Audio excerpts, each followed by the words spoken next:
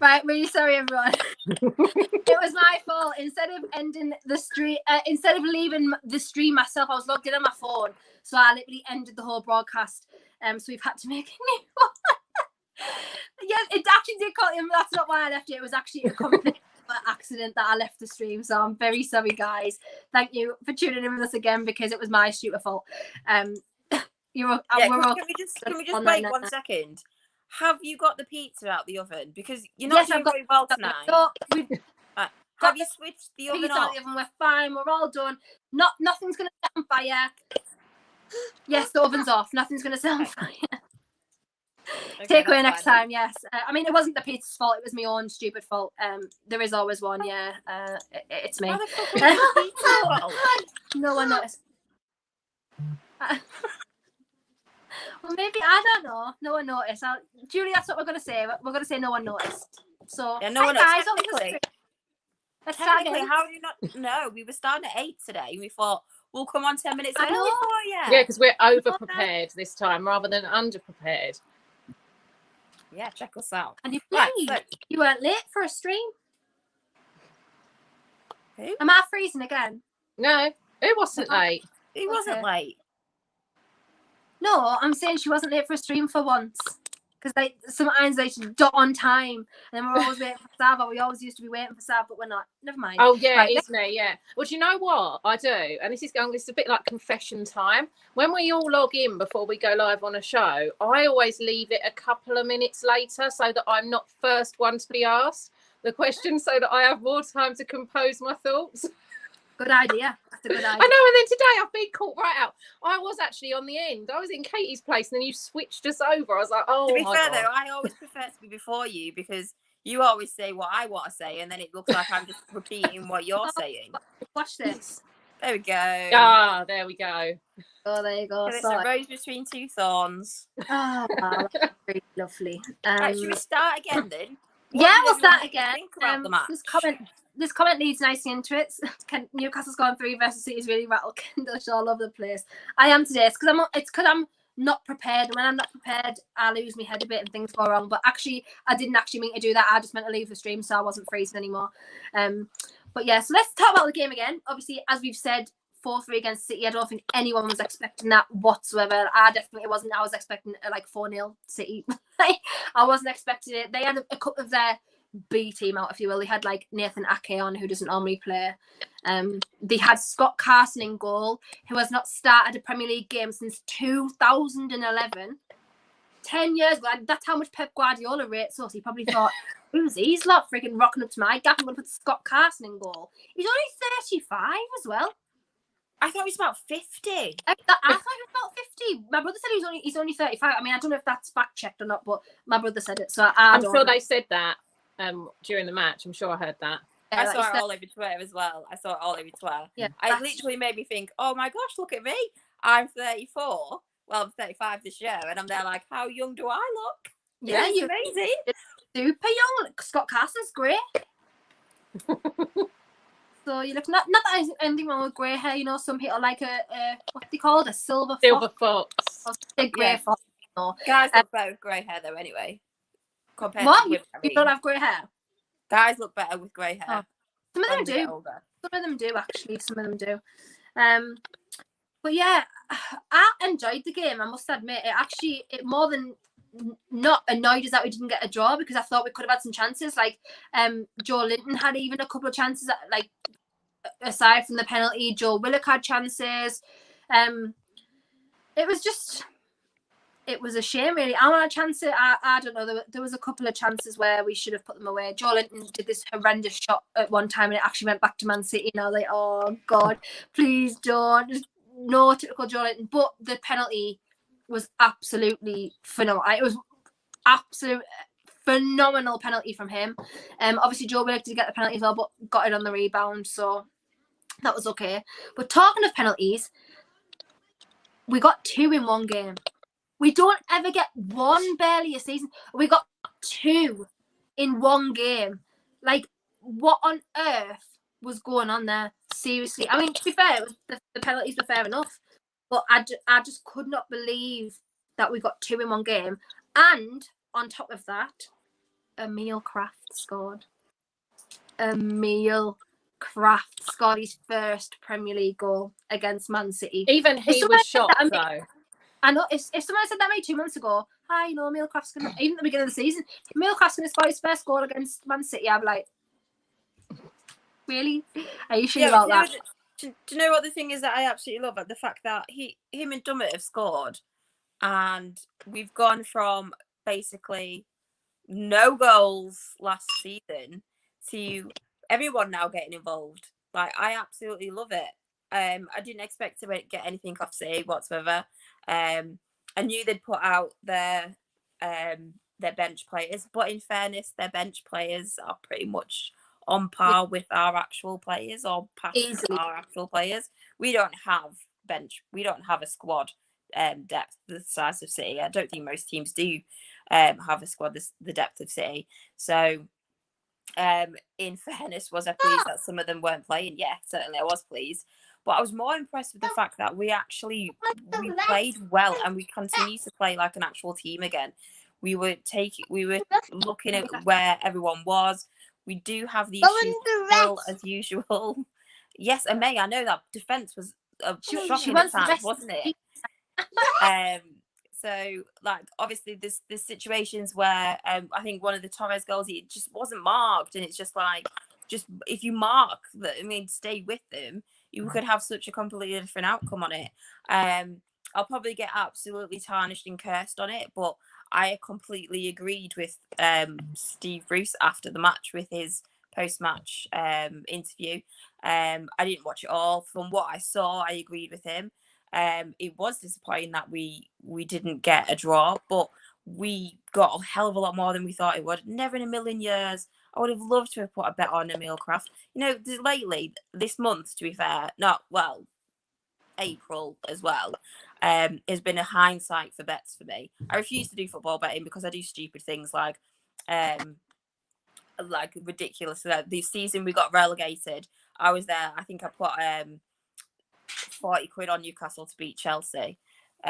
Just because I was like, oh, the odds are better. I'll get more money if I do that. I'm a fucking idiot. So I refuse to do betting.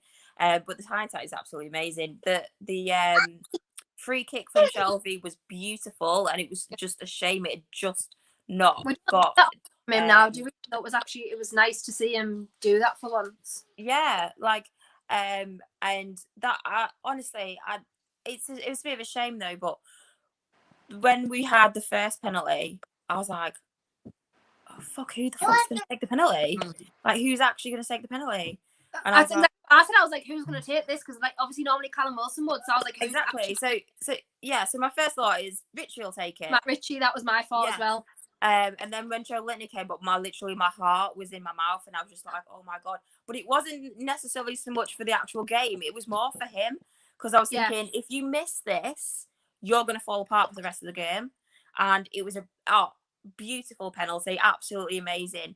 And I said it last week, I think. One of the things that I'm loving about Joe Linton at the moment is that he's now got more pressure when he's shooting. Normally they just drool across the floor. There'd be nothing behind it, but he's fucking whacking them in, and I absolutely love that completely. And then the second penalty, well, to be fair, I was just there like, it's going to go against us. They're just going to watch it, and it'll go no pen. So when they said it was a pen, I was like, oh, what the hell is going on? I didn't understand why Joe Willock took it. My brother messaged him, was like, is this like Sunday League football now? Whoever gets the foul takes the pen. Do you know what it was? They did actually say it's because, I think Steve Bruce said. Yeah, he said thing. Yeah, I get that, because obviously you've all know about the fact that I'm superstitious with stuff, so I'd probably been the same. So it was a hell of it was entertaining. I absolutely loved watching it. I don't know what goes on in the background, so credit to Bruce and credit to Jones. I don't know who deals with these decisions. No one does, apart from the players. But that performance against City was not what I expected whatsoever. So I was absolutely well happy and beyond shocked. Just need to work out on the marking. If they stay with their actual, if they stay marking people, we wouldn't have such a big goal difference, I think. But one of the things as well, which I know I'm not shut up yet, but still I don't really care. One of the things that I hate about this time of the season is that when our performance picks up, the season stops, and it's almost like you need it to carry on because we now have momentum.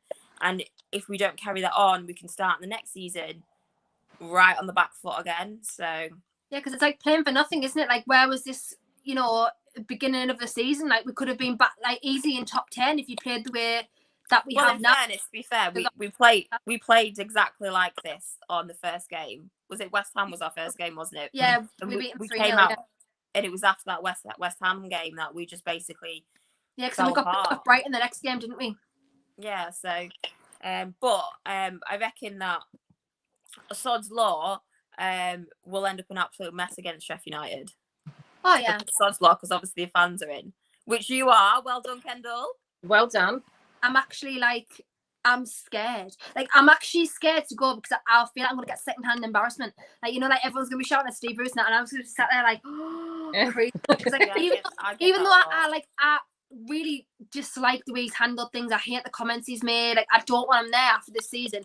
I still have a little bit of like empathy. Like, I still like, oh, I feel sorry for like humanity, babe. It's called humanity. I know. I feel sorry for. So I'm gonna be sitting there, and my dad is. I'm not joking. He is the loudest person ever. In games in the past, Alan Pardew's called him out. Shola Amayobi's called him out. Alan Pardew literally said to him, "Do you want to come and do a better job than me because you think you can?" Like, in the good. Like, we sit. Our season tickets are just behind the dugout.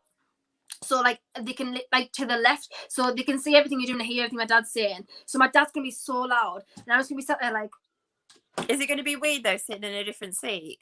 Yeah, it is gonna be weird because we're near where we normally sit, but not exactly in our seats. We're still in like I think we're in L2F or L1F, and we're in like L1G or whatever. So we're still close, but it's not the same. So it is gonna be really weird because we've sat in them season tickets since 2006. So it's gonna be really weird. I've never sat anywhere else. That's a lie. The Wolves Cup game about 3 years ago, I sat in the sportsman bar, the sports bar bit, and it had like comfy seats. Like, it wasn't like plastic seats. It was like comfy, like leather seats.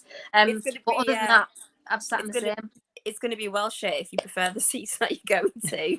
I know. I'm stuck now. Well, we've got one more season left on our 10-year deal. But I don't know. Anyways, but yeah, I'm concerned that's gonna be like secondhand embarrassment thing, and I'm just gonna cringe like at everyone like being nasty, and I'm like, oh, like what if someone like actually chucks a cabbage or something? I'm really worried about it. Like that. I very much doubt that you're going to be able to get in with a cabbage. Well, you're not allowed to take bags either, so they probably no. You've got to be there. Haven't you got to be there like an hour and a half to an hour before as well? Yeah, and you've got to fill a questionnaire out. Like a health questionnaire. Your ID's got to like match the ticket ID as well. So obviously there's rules in place for a reason. But yeah, unless I pretend that I'm pregnant, I'm not going to be allowed to get a cabbage in. So, you know, I mean, not that I would get a cabbage in. But if anyone's going, you're a girl and you want to chuck a cabbage, maybe that's an idea. I did not tell you that. Allegedly an idea. I didn't tell you that. I'm completely against chucking cabbages because someone could eat from the cabbage instead. Very true. Very, very true. I don't condone chucking cabbages at all. I feel guilt. I feel sorry. I would not do that personally, but I'm just saying I feel sorry for Steve Bruce because I think he's hidden behind lockdown an awful lot with these sort of managerial comments and things. I think he thought, I can get away with this. It's going to be fine. But I think sadly, he hasn't thought ahead that eventually fans are going to come back. I think that was why his comment came out last week where he said that he could be ousted out of his job by fan protests. So I think he's probably worrying about it. And I feel really sorry for him on Wednesday, to be fair. I know that people are going to turn up and they're going to have a dig, and I don't think he's ready for it, to be honest. It's like, I know he's not old, but it's like seeing an old man like go through abuse, and I'm like, oh, I feel sorry, even though I don't like him or whatever, but I feel sorry. Yeah, Andrew, I'm normally in the Millburn stand. The Millburn stand's where my season tickets are. I am in the Millburn stand again this time. But the Millburn's fine. You get to see all the action kind of midway behind the dugouts as well. So, Stav, what did you actually think of the match? Because we actually haven't. Oh yeah. Spoken to you. Yeah, do you know what? It wasn't one of those ones where I sit there and then I start looking at my phone more than looking at the match because I'm bored. I think, you know, we started off a little bit shaky with those first couple of 3 minutes. I was like, oh God, here we go. And then all of a sudden it's like we sort of sprung to life. And that Jolinton penalty, I wish he would crack shots like that. I know. He proper hit it. Yeah, like as he had some training going on, as something actually been going on at the training ground with Jolinton recently, because I think he's improved an awful lot. You know, the criticism that he's faced aside, which some of it has been really harshly unfair, and I can see how that could knock his confidence. He's actually, for me, he's improved. I don't actually mind having him on. I will say though, Dwight Gale, and I call him out all the time. I don't know why we bother bringing him on. I'd rather have seen Andy Carroll. He's just it's like playing with one less person. You never see him doing anything. And I know that he like you can't. And Carroll as well. It doesn't come on until Emil Kraft scored a header, so clearly that was an aerial threat was a danger. So we could have brought Carroll on. Yeah, exactly. I didn't make any sense behind that sub. But yeah, I was happy with it. It was great to watch us actually trying. I think who was it who made that comment? I can't remember his bloody name now on TalkSport. Who said that we've always wanted them to try, and look, we've tried and lost or something. Played attacking football and now we've lost. I can't remember who it was now. But that actually, was anyone expecting us to beat Man City? No one has recently, have they? So we weren't expecting to go and win, but to actually see us get 3 goals past them was quite nice, rather than just sit back and get absolutely destroyed like we usually do. So Andrew Gray, what surprise, he's at ex-Mackham, so you know. That's the one. Do you know what I like? Do you know what I like to believe about, just going back to your Jolinton comment with the training? And I know, obviously, we don't know anything about the training. We don't know anything about who does what behind the scenes. Do they do training? But what I like to believe in my head is that because Callum Wilson's been injured, he's not been able to do as much. So I like to believe that he's been helping Jolinton, and that's what I'm going to believe now. Well, that's what I believe. So that's it, really. So that's what I believe. That's a lovely story. Yeah. Maybe. I hope you're right, Katie. I do, but I'm not sure about it. Obviously, just while we're on the subject of Jolinton, Glenn asked, would you guys sell Jolinton to some of team offered $80 million? Yes. Wait. Yes, if it was going to be used on another striker. If not, and we just have an 18 million just sitting there for no reason, and we're going to buy friggin', I don't know, another Jeff Hendrick or whatever, we're going to go and buy him like Mark Noble from West Ham or whatever. No. I wouldn't. I'd just rather keep Jolinton. I'd sell him, but I'd make sure I get a striker back in replace for him. And I know we've discussed this plenty of times. Jolinton is not a striker. Jolinton is a fantastic player for winning fouls. Jolinton is a centre mid. Honestly, absolutely centre mid, 100%. He's fantastic at winning fouls without getting booked. So if that was Hayden gets booked pretty much every single match he's playing. So if Hayden does the fouls that Jolinton does, the chances are that Hayden would always get booked, whereas Jolinton manages to do it without getting booked. Yeah. So he's very good at that. But I think we'll be having him for a while. I don't think he's going to be going anywhere. He needs to up his game before any team is going to be interested in taking him. 100% up his game. No one's going to buy him as a striker. It's, you know what though? It's Lee Charlie or whoever is decided on this transfer. It's their fault because he's not a number 9 anyway, and he was brought in to be a number 9 for no reason, because he is a number 9. He wasn't even a number 9 at Hoffenheim. He was a winger, so there was no reason to bring him in as a number 9, which is completely ruined, in my opinion, any chances of him moving anywhere else. It's stalled his career because he was brought in to be this player that he wasn't anyway. And it's he must have found it really hard as well, because when he first came, obviously, I think somebody commented the other day that his English is obviously improved, but when he first came, he didn't speak any English. So that's like that in his performance, and the fact that he basically was eaten alive by the fans because he wasn't scoring goals must have been a huge knock to his confidence. But you are right; it has completely stalled his career. I think I just. Going forward for Jolinton now, I can just see him joining in. If he's going to stay in the UK, we'll be going into Championship level or below. If not, he'll just go off to he'll just go back to Europe. Easy. Yeah. He probably will do. He's probably one of them players who would do well in even back in Brazil. Do you know what I mean? At a top team in Brazil, like he's just even like in Belgium or something like that. I don't know, but right. I mean, he was all right in. Hence why, the 40 million don't know who thought of that, but yeah, I don't know. Yeah, Chippers, this is what I'm imagining. Like, I feel cringeworthy. Like, I don't know. I just can't deal with it. I can't deal with it. It is horrible. Like, I wouldn't want to be on the receiving end. No matter how deserving it is, I wouldn't want to be on the receiving end of 10,000 people shouting abuse at us. I just wouldn't. Nobody would choose to do that. So, yeah, that's what I'm worried about. I think it's going to be cringe. Jonathan's opinion yourself. Yes, maybe, but we're not going to recoup the money back what we paid. So there's really not any point at this. Maybe another season, and then depends what happens next year. I don't know. He needs to change positions, though, in my opinion. We need a new manager to see if any player in this squad improve. To see any player in the squad improve wearing the black and white shirt. I agree completely. Which actually is going to lead me into my next point. We need more than a manager. We need a whole new. We need a whole new coaching team, not just the manager. Yeah, I agree. We need. I'll come back to that comment in a bit. I'm going to just go on to Steve Bruce based on that. Obviously, there's been, he thinks that fan protests are going to push him out. I think that is a very, what's the word? That's a very naive way to look at things, because he knows we haven't been happy for a long time. It's not just because of these next two games. In my opinion, he's waiting for a payout. He's not going to walk away from the job, and if he does, he's going to blame it on the fans. That being allowed into the ground for the game, which is all wrong in my opinion, because it's not just about that. Can you be a little bit quiet, please, because you're speaking over us? Thank you. Thanks. And yeah, so he's just been very transparent, very naive, and very narcissistic in my opinion. If he does go in the next two games, we've mentioned this a lot of times, right? But now things have changed, because Jose Mourinho was still a manager as the last time we spoke about this. Eddie Howe is on the verge of going to Celtic. I don't know how far ahead that is, but it's being talked about again. Rafa Benitez has been on the news, on Sky Sports News since, and said that he's absolutely open to a return to the Premier League. Who, realistically, or what is going to have to change in the summer to get this team to where it is? Because we don't know what's happening with the takeover. I know I've had some comments on Twitter in the past couple of days because I said that the failed takeover.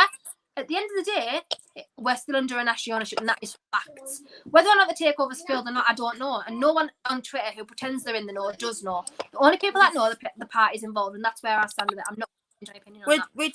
To be fair with that, they did say that they did withdraw. Yeah, they walked away. So it was a failed takeover. Exactly. If they come back, then it's a second attempt. Exactly. So for me, I don't even know who we could bring in under this current the situation that's happening right now, because that's where I'm based on, because we're under a Mike Ashley ownership, and that's the way it is at the moment. I don't know who we're going to bring in the summer. If we do, I've said time and time again, I think we've got Steve Bruce for another year. I said this before we were safe. No matter what happens, if we went to the Championship, we would have him, because he's got the record number of promotions from the Championship.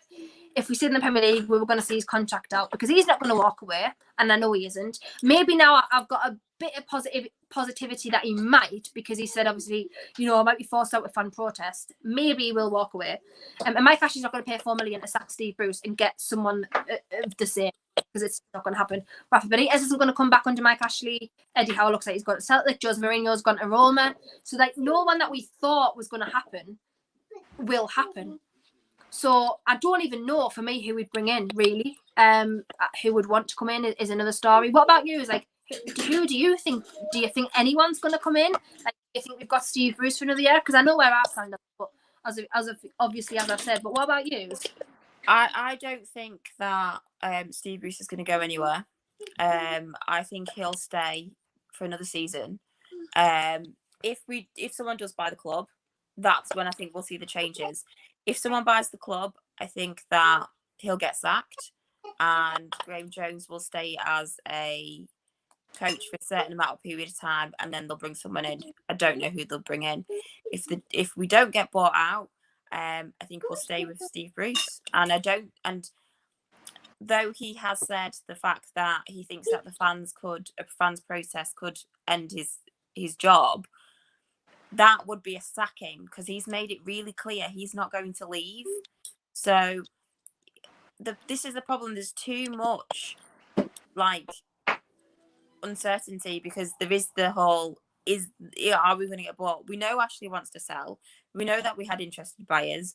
There's 1,000 people that are obviously saying this and saying that. I've said it from day one. Well, I haven't said it from day one because I did get excited about it. When the takeover failed previously, I've said it from there. I'm not getting my hopes up for anyone until someone stood on that pitch, because I literally, it literally became my life to search for things for the takeover. And it was just, we know what you're like with your rabbit holes that you go down. Exactly. Like, so it was just too much. What I think needs to happen is, I think that we need to get rid of Steve Bruce pretty much as soon as possible. Steve Bruce needs to go into championship level or below. We need a completely new coaching staff. We need new coaching staff. It's the only way that's going to change. And it's the same thing as, like, I think I've mentioned it a few times as well, is that it's not just about the manager and about the coaching staff and about the team. It's about everything else behind the scenes as well. So it's about the actual the training ground that we've got. It's about the recovery stuff that we have to be able to get. We've been riddled with people with injuries all season. If we had better quality, what word am I looking for? If we had better quality facilities, could we have got them back sooner? Probably. We probably could have. Could we have prevented some of those injuries if we had better facilities? Probably. So there's a massive amount of need invested in the club, and it's not just about the manager and about the coaching staff. Obviously, the manager and the coaching staff is the biggest, because that is what's the drive is for the players. But I can't see him going anywhere, and I can't see him walking at all. And I think it'll just be a case of waiting, and it's just a waiting game, which it always is with us, and it's so annoying. Yeah, 100%. I just want to address this comment as well.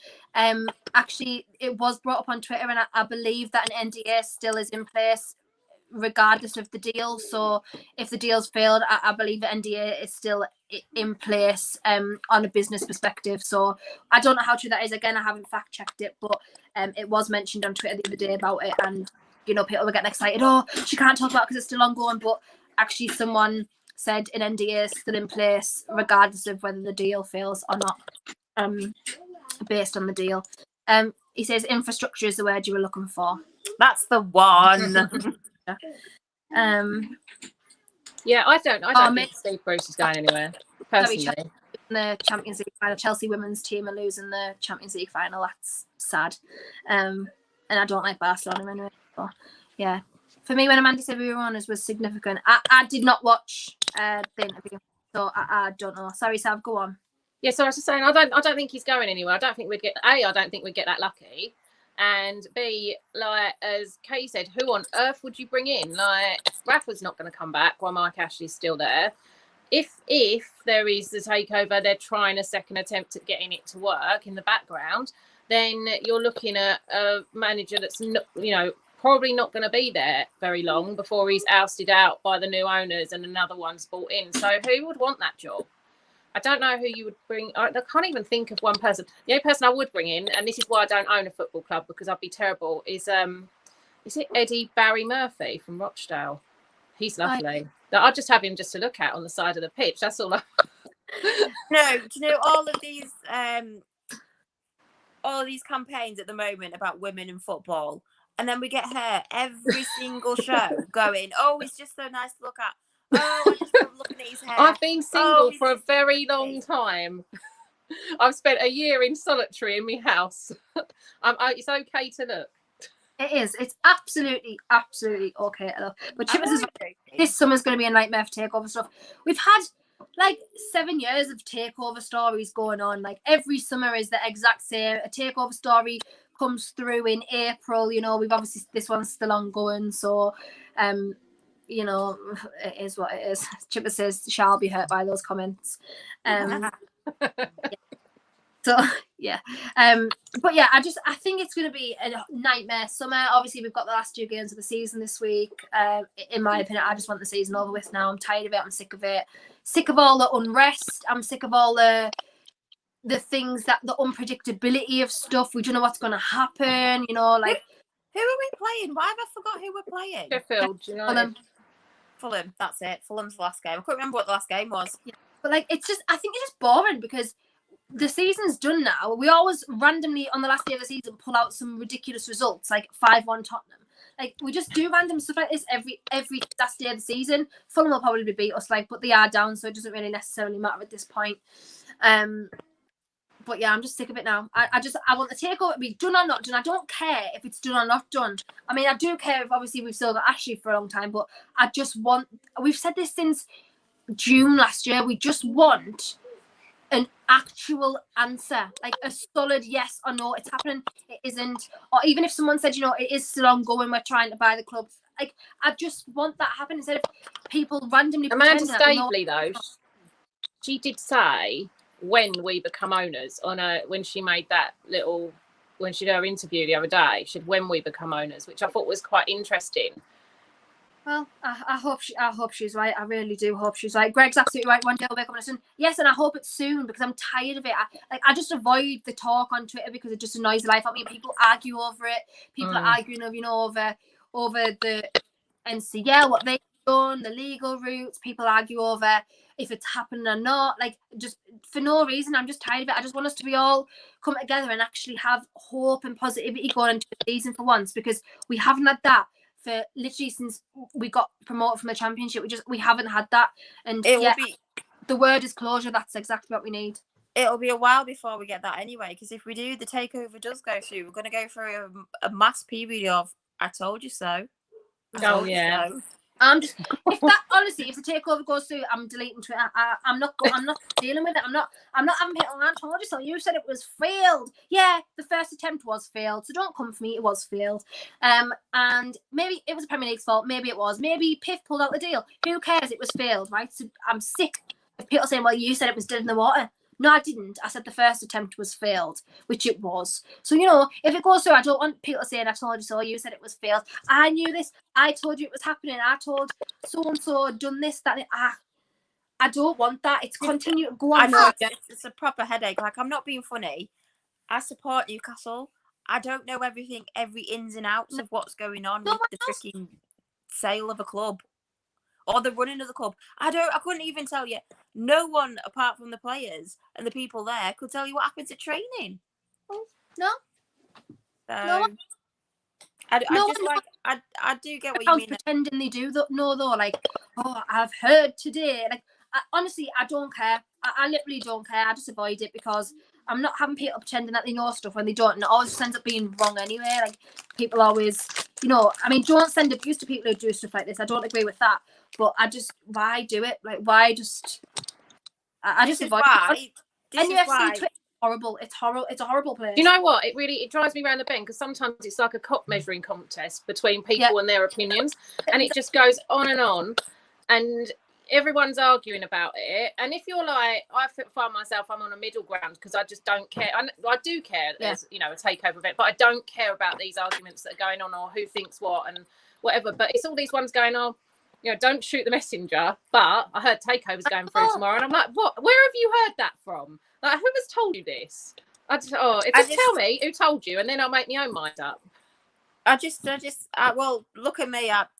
On the show that shall not be named. How many times did I refuse to talk about it? Not interested. Yeah. Until a new owner is stood on that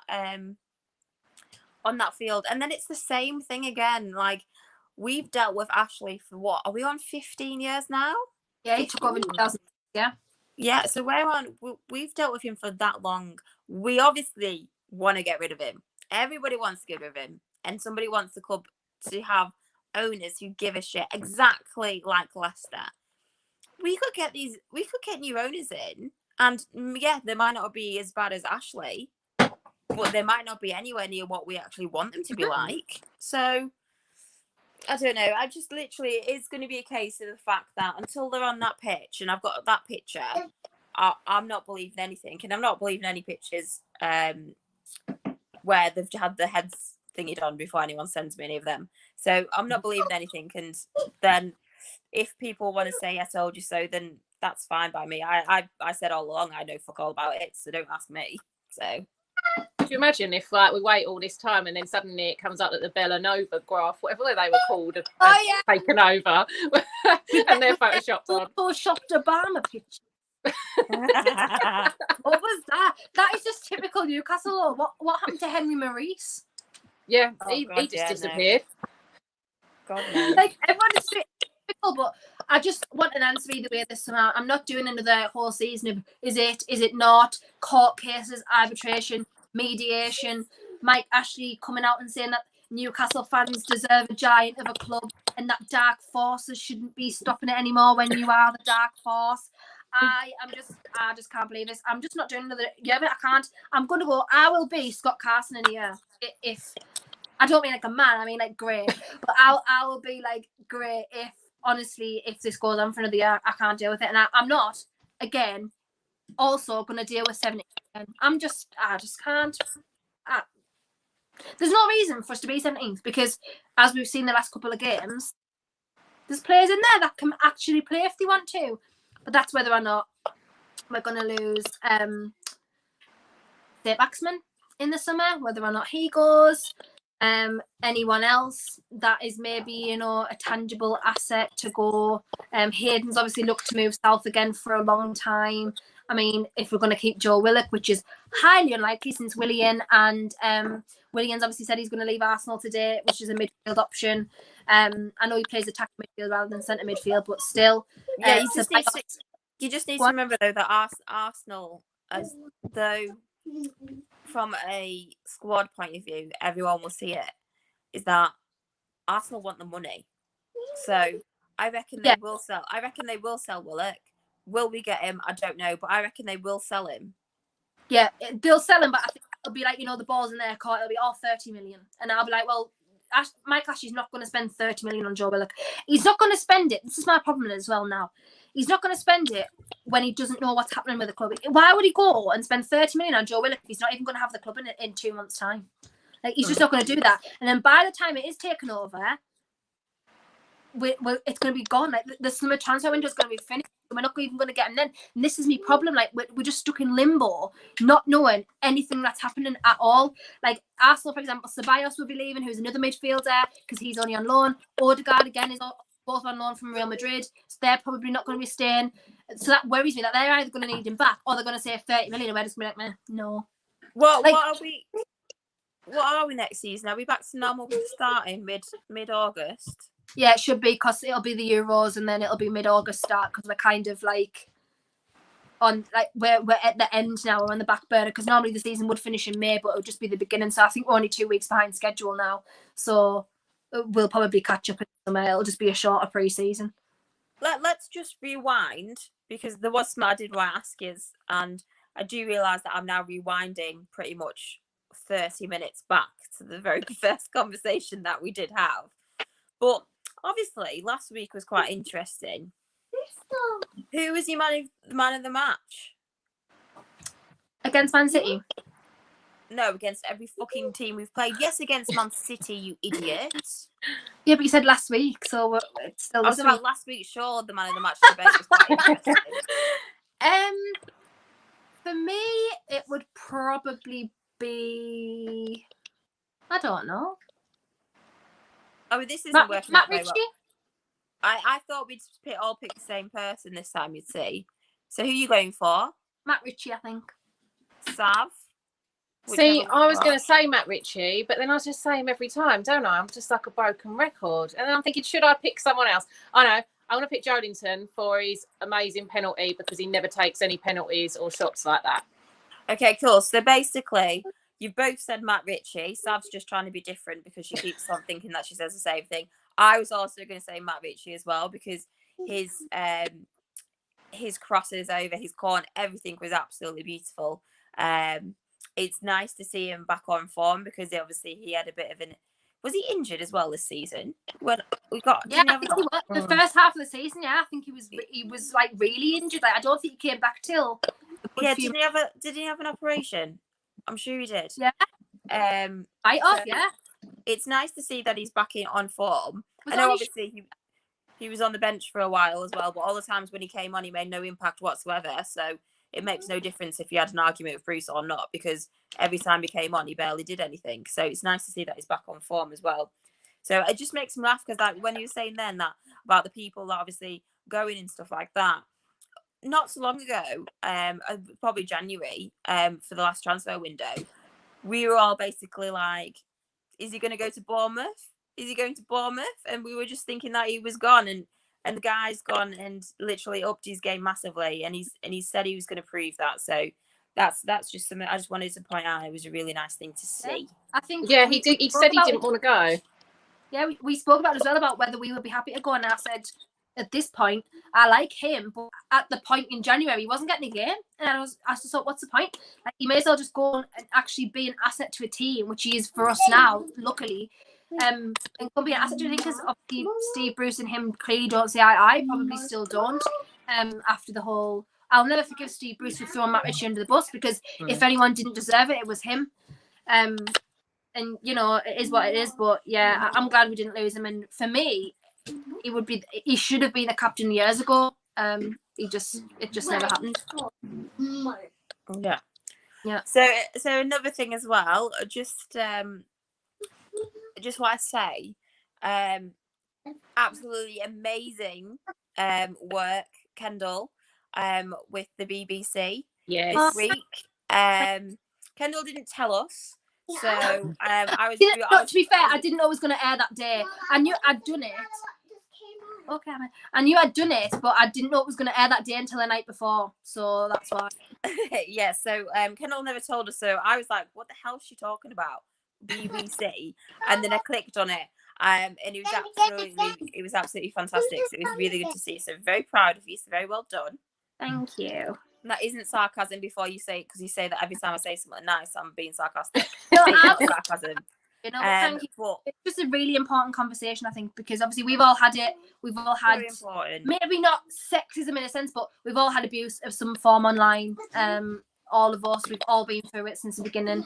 And obviously there's another campaign that's come out called Her Game Too, which is just came out yesterday and was made by a couple of girls that I actually know and I've done streams with, to stop sexism in football. So massive, amazing conversation that needed to be had, because we've all had it. We've all had serious abuse. And yeah, do you know what I found really interesting on that? So going back to Kendall's, I don't know if you guys watching saw, there was a lot of comments coming in, especially from women, that basically said that I've never experienced that. I've never experienced that at the games. It was obviously on about online abuse and so on like that. I've never experienced that at the games. And then this new campaign came out, Her Game Too. And again, a lot of women said the exact same thing until they saw the last card, which basically said something like, you know a lot about football for a woman, which was the one thing that they essentially, a lot of people have said. Everyone took that as a compliment. I took that as a compliment for people to say that, and then I realized, actually, well, hang on a minute. We've said this so many times. We watch the same games. We watch the same highlights. Yeah. We read the same things. So why wouldn't we know? I like, don't get me wrong, I don't know half the stuff that Kendall and Sam and Sav, I'm not going to put you onto this one because we've spoke about this before, in relation to the other teams, because I don't watch every single game of football. I used to, yes. I don't now. I'm just too busy for it. So I don't know that level of that. But that's one of the things that made me laugh the most, because I obviously, I'm nowhere near Newcastle fans. I know two that aren't in my family that live in Blackpool. I'm surrounded by Manchester United fans and Liverpool fans. And it's funny the amount of conversations that I get into when they're talking about football. And one of the lads will go, oh, it's okay, Katie likes football too. And they're like, oh, do you? And they'll automatically say, oh, I bet you support Manchester United. And I'm like, why? And they're like, because they always win. And I'm like, no, I support United. I went, just Newcastle. So it's a really good campaign. I really, really, really like it. I don't know why. I feel like I've gone off on a tangent now, which I probably have, but I don't give a shit. But no, yeah, it's a really good campaign, and it's a real eye opener to a lot of people, especially to women themselves, because it is one of those things where you just don't sometimes realize that you're actually having people make comments about it. It's just football. Like, exactly. I don't claim, I don't claim to know absolutely everything about it, but that's the one thing. I think I don't know if it was Alex Scott or somebody said it the other day. No, it wasn't Alex Scott. It was somebody else. I can't remember who it was. They said that doesn't matter how much work they put into it, because they're a woman, they feel like they need to watch more, they need to concentrate more, they need to say the right things more. I remember when we first started doing streams together, I said to Sav, I'm worried because I struggle to pronounce players' names. And to me, that looks like I don't know what I'm talking about. It's not. It's just because I don't know how to say people's names. I only speak English. Every single week, say it maximum. Exactly. And it's just little things like that. And it's just proper open my eyes. Especially this week, I think, because obviously Blackpool's been very focused in the news, and there's been a lot of focus on grassroots paying tribute to Jordan.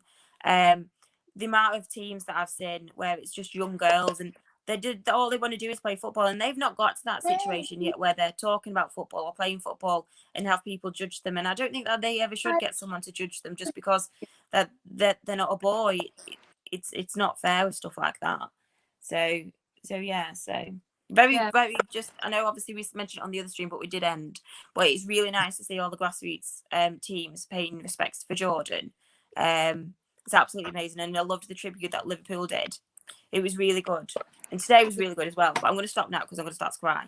So somebody else talk. Don't cry. No, but yeah, it was lovely, and it is lovely to see things come together, especially in a year where we could have really done with it, and we could have, we all needed to come together in the past year.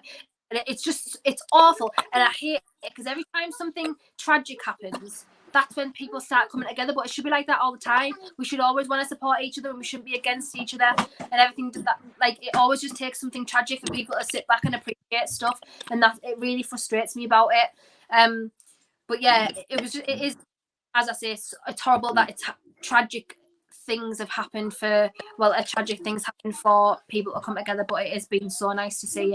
And obviously, as I said earlier, send a huge amount of love to Jordan and his family, Jordan's family, anyone who's experienced or been suffered through what's happened, because it is so tragic and it is so horrible.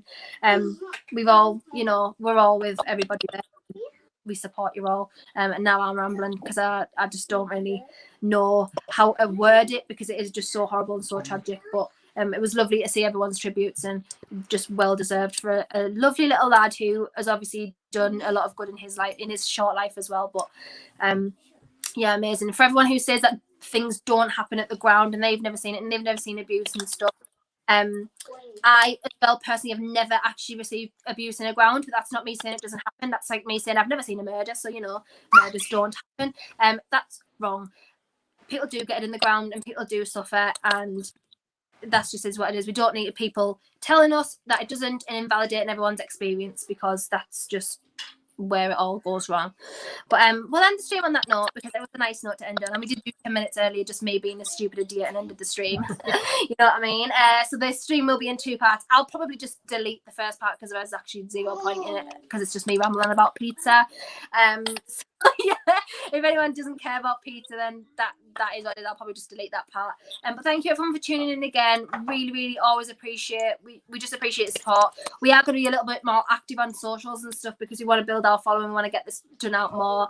But obviously the events of the last week has led everyone to be kind of a bit not on social media as much. But as I said, we are going to do the Q&A. That was probably just delayed a little bit.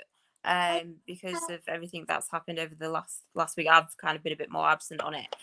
So we are going to do the QA. We're hoping to do the QA this week. We'll put out a date. We have got all of your questions. There have been some very interesting questions placed in my DMs, which are actually really interesting to read, and some surprises as well that I've been asked to ask as well, which I quite like. I like stuff like that. I've got a couple of questions as well for it, so if you want to tune in, no one sent me any questions. I feel left out now. What do you think? Someone send me a question. Go right under the post. We'll put another post out this week. Try and get an episode sorted for that. But we will literally, if you want to ask us anything, if you want to ask us anything that's happened in the past few months, obviously because there's been lots of drama in the NUFC sphere. If you want to have any, want it to come from the horse's mouth, ask us anything about that. Any football questions, any non-football questions, anything you want to know, keep it PG. I'm not going to tell you my body count because that's just wrong. I'm not going to tell you my bra size, so don't ask that. Yeah, we have promised as well. We will tell you the truth, the whole truth, and nothing but the truth. Yeah, exactly. So it doesn't matter what. Don't answer questions that I can't answer. Don't ask questions that I can't answer, because then it's going to be a bit of a problem. But yeah, we'll do a little oath on the back. And can I just say, because I don't want this to overtake on a tangent. No one asked me anything about Lewis Hamilton. That's banned. I give my opinion on that on Twitter, and that is it. I'm not talking about it on here. I'll just take the whole show for an hour rambling on. Yeah. So when we do these live streams, Kendall, when we do these live streams, do you have the ability to mute people? Yes, I do actually. I can just, That's fine, because you've you've totally just set yourself up to get some Lewis Hamilton questions, you idiot. Oh no! Yeah. I'm not talking about it. I'll talk about it on Twitter, because then at least on Twitter everyone can have. And I've got to admit, do you know what? I was thinking this the other day. I was getting a bit of abuse from Bruce in people, and I was thinking, I prefer debating with the Lewis Hamilton fans because they are a lot more respectful. They just laugh at me and make me look like an idiot, and that's all right because we've all got our opinion, and it's everyone's opinion is valid. We don't all have to think the same. And I must say, the Lewis Hamilton fans on Twitter are actually quite nice, and you can have a healthy debate with them without getting loads of abuse. Yeah, and I know that obviously you did say probably about 3 minutes ago we were ending the stream, but just on that point, obviously the stats from Match of the Day showed that Shelby was our second most. He did the most distance, and we've always said that he's lazy. So we were proved wrong completely. Well, on that specific game, normally he is pretty lazy. To be fair, I thought he had a bit of a shocker. Not a shocker, but there were some passes I wasn't happy with. I was thinking, what are you doing? He lost the ball a couple of times. But, it is what it is. Well, we did pretty well against the champions, who are obviously now the champions of England, and maybe the Champions League champions as well, and also Carabao Cup. So I think we did. One more thing. One more thing. I will stop doing these one more things as well, just because I want to say it as well. We totally thrashed the cup winners, Leicester. Yeah, we beat them. Just remember that. That was it. Yeah, we get that in. We beat first this year. We beat third this year. I don't know who's in fourth right now. Is it Chelsea or Liverpool? I don't know. But even so, we drew with Liverpool. It is what it is. We've done all right. We beat West Ham. We'll get beat by Sheffield United. Bottom of the league. Again. But they're still winning against Everton.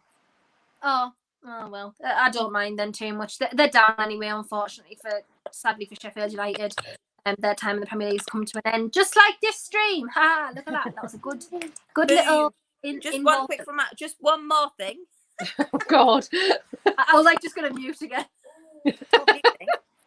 So if anyone has seen Sam, just let us know. Yeah, she's probably hungover. Hope you're okay, Sam. If you're watching, by the way. But obviously we'll speak to you in the chat because we normally do. Sav, let everyone know where they can find you, please, what podcasts you're on, things like that, and shout out your YouTube channel as well, because since she has started it, actually, guys, she has uploaded a video. Can you believe I can't? I'm going to be recording for it again straight after this. That's what I did last week, because you were all like, "Oh well, you can do it tonight." I was like, "Well, I might do." Yeah, you're going to do it tonight, so I don't have to do it. But I'm at Savmondo on Twitter. I'm obviously here on a Sunday. I'm back on away days this week. Wednesday, I'm doing the Locker Room, which is about mental health and talking about stuff that I've been through. Love that. Yeah. And it's a live one as well, which I was a little bit like, because you have to talk about it all live, but it's fine. I'll be all right. And Thursday, I'm back on Cockney Magpie, and I've now got my YouTube channel is live, and it has a video on it of me rambling on, not really knowing what to say. And that is just put not at Savmondo, just put Savmondo in YouTube, and I'm sure it will pop up somewhere. I'm sure you're the only Savmondo in the world, so you'll find one of a kind. Yeah, one of a kind. Hey, where can everyone find you, please? Sorry, I'm totally just putting my trainers on. You can take a dog for a walk. Oh, happy birthday, Milo, by the way. Oh yeah, it's Milo's birthday. Yeah, so no, I'm going to McDonald's. I'm fucking hungry. I can't be asked cooking. I'm gonna have rice. That's how tragic my life is. Go on. Yeah, you can find me on Twitter here, or you can find me on Twitter off Howay the Lasses, or you can find me in Blackpool because that's where I live. Oh, you'll be seeing everyone because everyone will be going on a staycation because you're not allowed to fly unless you go to Portugal. So you'll be seeing loads of people in Blackpool this summer. Hey. She's so over the moon about that. Woo. And yeah, you can find me, Kendall, on all my socials, Instagram, Twitter, YouTube as well. I will be doing another watch along, which went really, really well today, by the way. We'll be doing another watch along for the Atletico game next week. I know Newcastle will be playing at the same time because I believe either La Liga or the Premier League kick off an hour before the other one, whichever way around it is. So Newcastle will still be on, but obviously the season's kind of over at that point. So I will be doing another watch Atletico because could be the league winning game if we win. So it is what it is. So go and check that out. Obviously, Football Terrace, I'll be on there tonight. Can you stop clicking the remote, please? Because it's going to take the TV off, the laptop off. Thank you. The Football Terrace as well. Obviously, Midnight Vibes tonight and Fridays at 9 p.m. And obviously, Howay the Lasses this one. Do I do any more? No, that's it now. Oh, my ratings after a game. I keep thinking there's always one I forgot, but I know which one it is, but we don't do it anymore. That's why I keep forgetting about it. But yeah, so please follow, subscribe to the channel, like the video, share it out, click the little bell if you can. It'll give you notifications when we go on live. But again, thank you so much for all of your comments and your interaction. We'll see you next week. Have a good week, guys.